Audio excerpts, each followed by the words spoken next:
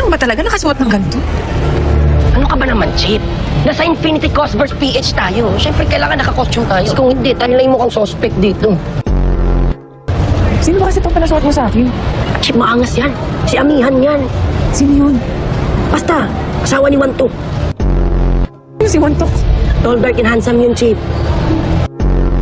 God, what is this place? Escalator nila hindi gumagana? Walang budget? Oh, wow, Tol! Pagaspas! Asa sila Wiswis? Lamara! Wow!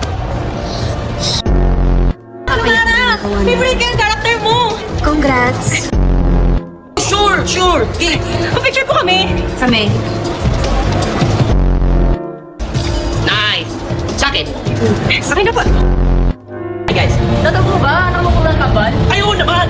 Anak namin na kami actually, para si Cassiopeia. Man, laril to. Alam mo kung ano yung dinudupat mo dyan.